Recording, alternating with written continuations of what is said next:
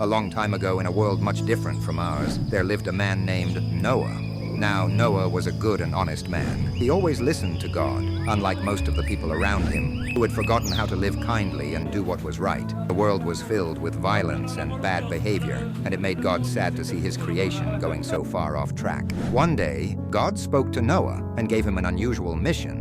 He told Noah to build a giant ark, a massive wooden boat, because he was going to send a great flood to cover the earth. Now, Noah could have argued or asked, God, are you sure about this? A flood out here in the middle of dry land? But Noah didn't. He trusted God completely, even when things didn't seem to make sense. So Noah got to work. Day after day, he and his family cut wood, hammered nails, and built the ark exactly the way God had told them. It wasn't easy. His neighbors thought he was crazy. They laughed and teased him. Hey, Noah, building a boat for a flood, huh? How's that coming along with no water in sight? But Noah ignored the teasing. He stayed focused, trusting that God's plan was bigger than what anyone else could see. Finally, after a long time, the ark was finished, and just in time, because something incredible started to happen. Animals began to arrive. Not one or two, but two of every kind. Big animals, small animals, animals with fur, feathers, and scales. Lions padded in quietly, giraffes craned their necks as they walked, and elephants stomped in with heavy footsteps. Noah must have had quite the job keeping them all organized, but soon every pair of animals was safely on board. Then Noah and his family entered the ark, and God himself closed the door behind them.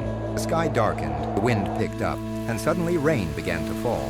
At first it was just a light drizzle, but soon it turned into a downpour like nothing the world had ever seen. The rain didn't stop. It poured for 40 days and 40 nights, and the floodwaters rose higher and higher until even the tallest mountains were completely covered. Inside the ark, it must have been quite the experience. Imagine being on a boat filled with animals. The sound of hooves, squawks, and roars must have echoed through the wooden walls. But despite the chaos, Noah and his family were safe. God had kept his promise. Eventually, after many weeks, the rain stopped and the waters began to go down. The ark drifted for a while until it came to rest on top of a mountain. Noah waited patiently, and after some time he sent out a dove to see if the earth was dry. The first time the dove came back with nothing, but the second time it returned with an olive branch in its beak, a sign that the waters were receding and it was almost time to leave the ark. Finally, God told Noah and his family that it was safe to come out. They stepped onto dry land, breathing in the fresh air for the first time in months. The animals ran out of the ark, happy to stretch their legs and explore the new world. Then,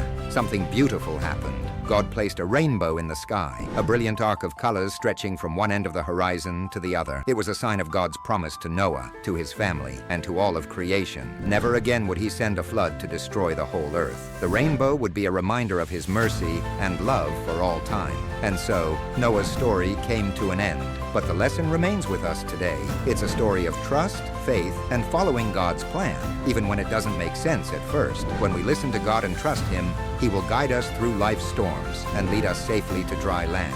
And next time you see a rainbow in the sky, remember Noah's Ark and how one man's trust in God helped save the world.